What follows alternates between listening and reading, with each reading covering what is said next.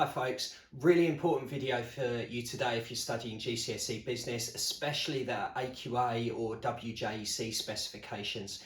Those specs have a lot more focus on what we call not-for-profit businesses. These come in a variety of different forms. It could be the public sector, in organisations that are run by the government to provide services to the population. It could be charities or social enterprises. But what all of these have in common is that the business is not run with its main objective to make profit. Instead, this organisation is aiming to generate enough income to cover its costs, but any extra is going back into the business to fund projects it's carrying out and social aims. Now, those aims are going to vary depending on what the not-for-profit is focused on. These not-for-profits, charities, social enterprises, they can come in all kinds of different sizes and have all different aims.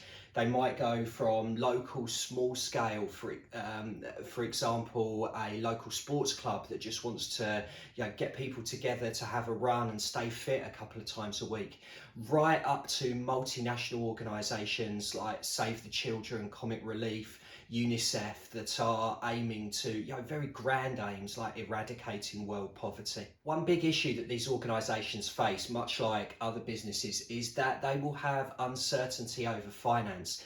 They may wish to cut their overheads, their costs, by relying mainly on volunteers. Apart from the public sector that we will look at in more detail later, non-profit organisations broadly fall into either charities or social enterprises. Charities are those organisations that rely mostly on donations or grants, that is being given money to fulfil their aims. The benefits of being a charity, with charitable status, there's less tax burden. They may also get government assistance on top of that, paying less tax in the form of grants. On the other hand, charities often, as I said, they have unstable or unpredictable income. You'll often see charity collections, and these charities having to advertise really hard, especially with the cost of living crisis biting, more demand on the services they're offering, and they're having to work harder to get that money in so that they can keep fulfilling their objectives. The other form of not-for-profit you need to know about is what we call social enterprises. These are enterprises that operate more like businesses. They sell goods and services, but the income being raised is put towards the social aims to benefit society rather than being paid out to shareholders. Fantastic example of that in the news the day I'm posting this. A company called Patagonia that does outdoor equipment has decided to transfer its whole business from being a private limited company to put it into a charitable foundation, and any profit they make will now work as a social enterprise, will be ploughed back in to helping to solve the climate crisis. One of the benefits of working as a social enterprise is that because there is business activity going on, the enterprise is less reliant on donations because it has income for the goods and services it's providing. On the downside, like with any business, there's no guarantee of profit, so it might just be that the business is still struggling to cover its costs, and there's not necessarily much left over at the end to go towards the social ethical aims it's trying to achieve. Now, following on from the last video looking at ownership types, there's a couple of different ways in which not-for-profits can be owned with their structure. The first of those is what we call an unincorporated association.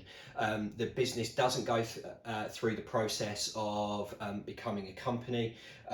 What this means is you can run a charity or a social enterprise. It's easy to set up the same way as you would for a sole trader or a partnership.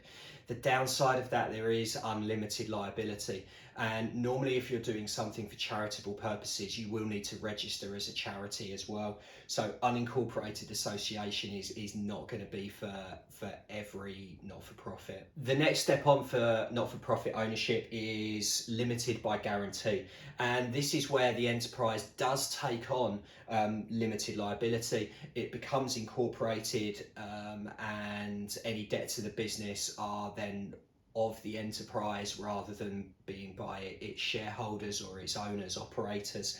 What you may have to do, because a limited company needs to have owners, someone responsible for it, shareholders.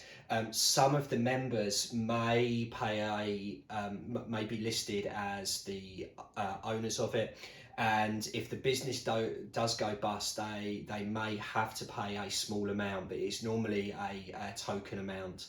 A very small amount of money, as a kind of an indicator that there is someone in charge and running it.